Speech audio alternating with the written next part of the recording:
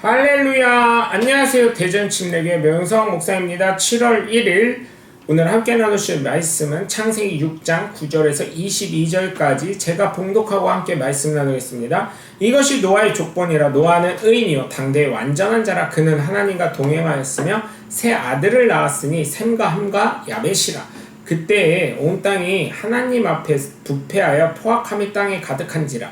하나님이 보신즉 땅이 부패하였으니 이는 땅에서 모든 혈육 있는 자의 행위가 부패함이었더라.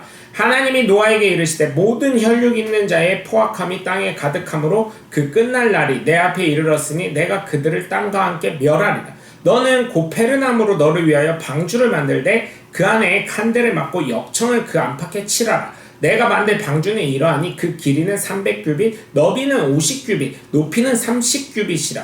거기에 창을 내되 위에서부터 한 규빗에 내고 그분은 옆으로 내고 상중하 3층으로 할지니라. 내가 홍수를 이 땅에 일으켜 무릇 생명의 기운이 있는 모든 육체를 천하에서 멸절하리니 땅에 있는 것들이 다 죽으리라.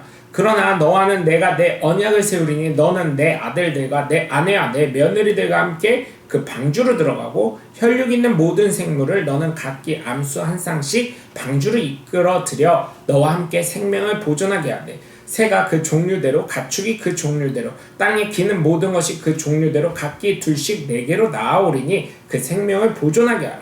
너는 먹을 모든 양식을 4개로 가져다가 저축하라. 이것이 너와 그들의 먹을 것이 되리라. 노아가 그와 같이 하여 하나님이 자기에게 명하신 대로 다 준행하였더라. 아멘. 우리는 하나님께 은혜를 입은 사람인 것을 믿으셔야 합니다. 아무에게나 이 하나님의 은혜가 주어지지 않습니다. 그렇게 은혜가 사람의 생각으로 보면 정말 보잘것없고 아무것도 아닐 수 있지만 영의 눈을 들어보면 너무나 값진 것임을 깨달아야 될 줄 믿습니다.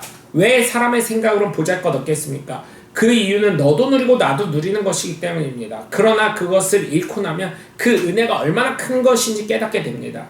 요즘 우리나라에 문제가 되는 것이 미세먼지 문제가 대두되고 있죠. 대한민국 그래도 공기가 맑았던 적이 있었습니다. 그런데 그 공기가 오염이 되고 자꾸만 문제되니까 뉴스에서 뭐라고 나오냐면 이제는 이민 가고 싶다라는 이야기도 합니다. 여러분 이렇게 소중한 공기 잃고 나니까 어때요? 또 여러분 생수 어땠습니까? 여러분 생수 건강하려고 산에 가가지고 약수터 가서 물 떠왔었던 게 전부였습니다. 근데 지금은 어때요? 물을 사 먹고 있지 않습니까? 예전에 물 사 먹는다 그러면 돈이 썩어난다 이러셨었던 거를 제가 초등학교 때 기억을 합니다. 그런데 이제는 물을 사 먹는 시대가 되지 않았습니까? 그렇기 때문에 여러분 우리의 육신의 눈으로 보면 하나님의 구원의 은혜가 얼마나 보잘것없게 느껴질지 모르고 안 느껴질지도 모르겠습니다. 그러나 이 은혜가 얼마나 소중한 것인지 저와 여러분은 깨달아야 될 줄 믿습니다. 이 은혜를 놓치지 않으시길 바랍니다. 첫 번째로 은혜 입은 노아는 당대 의인이라고 성경에서 인정받았습니다. 성경에서조차 인정받기 어렵습니다. 그러나 노아는 성경에서 대놓고 인정을 하면서 한 번도 인정하면 안 되니 3번이나 계속해서 이야기합니다. 저는 여러분 모두 이렇게 인정받으시는 하나님의 귀한 자녀들이 다 되시고 하나님을 기쁘시게 하고 사람들에게도 칭찬받으시길 주 예수 그리스도의 이름으로 간절히 축원합니다. 오늘 본문 9절에서 13절까지 보면 노아의 족보가 나오는데 처음엔 의인이라고 이야기하고 다른 표현으로는 당대의 완전한 자라고 합니다. 더 강조하기 위해서 하나님과 동행한 사람으로 표현합니다. 그의 삶은 우리는 여기에서 알 수 있죠. 정말 하나님 중심이었다는 것입니다. 저는 우리 모두가 이러한 삶의 사람들이 되시길 주 예수 그리스도의 이름으로 간절히 축원합니다. 그래서 아들을 낳았는데 셈과 함과 야벳이었습니다. 그 당시에는 온 땅이 노아 가족 빼고는 다 썩었습니다. 악만 남은 세상이었어요. 그러자 하나님이 노아에게 말씀하신데 악한 것이 목까지 찼으니 내가 다 멸할 것이라고 말씀하시죠. 악이 모가지까지 차면 다 이렇게 멸하십니다. 우리 생각엔 왜 저 사람은 악한데 왜 하나님 벌하시지 않으시지 생각할 수 있는데 아직 하나님의 때 모가지까지 악이 차지 않았기 때문입니다. 그 죄악이 모가지까지 차면 결국 심판을 받습니다. 그렇기 때문에 우리는 하나님께 은혜 받은 사람이 되어야 되고 하나님께 은혜 입은 사람이 되었음을 깨닫고 믿으셔서 지금 받은 이 은혜를 놓치지 않으시길 주 예수 그리스도의 이름으로 간절히 축원합니다. 두 번째, 은혜 입은 노아는 하나님께서 언약하신 존재가 됩니다. 하나님의 약속하심이 우리에게는 있습니다. 예수 믿으면 구원받는다는 절대적인 약속이 있습니다. 그렇기 때문에 우리는 이 약속을 놓치지 않기 위해서 내 스스로 예수 믿는 걸 포기하지 않으시길 바랍니다. 예수 믿는 거 간단하지 않아요. 마음으로만 예수 믿으면 되지. 아닙니다. 교회도 오십시오. 부활하신 예수님을 매주 주일날 와서 기념하시고 감격하시고 그 은혜에 풍덩 빠지셔야 될 줄 믿습니다. 노아도 생각해보세요. 얼마나 힘들었겠습니까? 그런데 그는 하나님의 언약을 믿고 그의 삶을 그대로 실행한 사람인 줄 믿으시기 바랍니다. 왜냐? 하나님 중심의 삶을 산 의인이고 완전한 자고 하나님과 동행한 사람이기 때문에 저와 여러분 역시 그러한 삶이 되시길 주 예수 그리스도의 이름으로 간절히 축원합니다. 오늘 보면 14절에서 20절까지 보면 방주를 어떻게 만들어야 되는지 나옵니다. 그런데 미군이 이렇게 방주를 만들었더니 정말 훌륭한 군함이 되었다고 합니다. 전쟁을 해도 이기는 놀라운 군함이 되었다는 것입니다. 여러분, 이거는 역사적으로 증명이 되고 과학적으로 증명이 되고 군학적으로도 증명이 된 것입니다. 그렇기 때문에 여러분 정말 제가 부탁을 드립니다. 이 한 규빗은요 35에서 40cm, 이 팔목에서부터 팔꿈치까지를 얘기한다고 합니다. 하나님 말씀해 주시는데 하나님 말씀하신 대로 그들에게 그렇게 합니다. 그리고요, 이 세상의 모든 땅에 있는 모든 생명체를 보존하시기 위해서요, 하나님이 노아에게 나오게 하십니다. 여러분, 하나님의 약속은 정말 변치 않으십니다.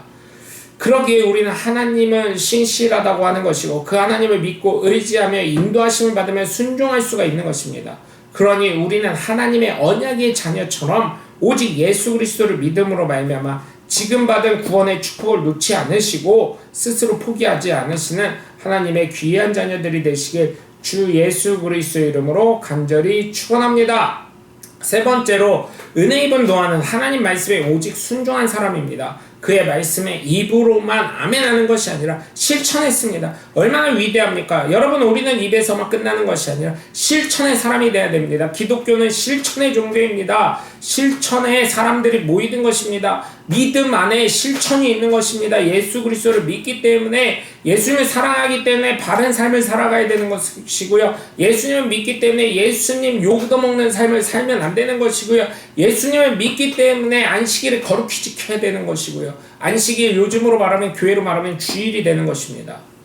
그렇기 때문에 여러분 정말 예수 믿으러갔지 언제 교회라 가라 그랬냐, 주일 지키라고 했냐, 안식일 지키라고 했습니다. 그거를 우리는 주일로 바꿔서 지금 부활하신 예수님을 기념하는 것입니다.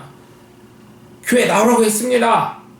예수를 믿으면 보혈로 산 교회에 나와서 예수님의 임재를 체험하고 은혜를 체험하고 구원의 감격에 퐁당 빠져야 되는 것입니다. 어디 말도 안 되는 나름 명분을 내세우고 그렇게 합니까? 그건 신앙인의 삶이 아닙니다. 그거는 단지 교인일 뿐입니다. 교인과 성도의 구별을 분명히 하실 줄 알아야 합니다. 내 중심이 아니라 하나님 중심이 돼야 돼요. 르네상스가 왜 일어났습니까? 신본주의에서 인본주의로 바뀐 것입니다. 나를 중심으로 바꾼 거예요. 하나님 중심에서 나 중심으로 바뀌다 보니까 산업화의 혁명이 일어납니다. 근데 여러분, 산업화 혁명이 일어나면서 어떻게 됐습니까? 가족 수가 점점 줄어들고요. 가족이 붕괴되기 시작합니다. 우리나라도 어때요?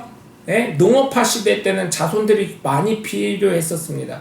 근데 하나님이 창세기에 아담과 하와에게 축복하신 거, 번성하라 하는 그 축복을 싹 외면해 버립니다. 요즘에 MZ세대들 어때요? 결혼을 포기했다고 해요. 왜? 집 살 수 없으니까. 또 자녀나면 뭐합니까? 뭐 이렇게 얘기를 해요. 아니에요. 하나님의 축복은 거기서부터 5가지의 축복, 창세기에 있는 이 5가지의 축복부터 시작되는 것입니다.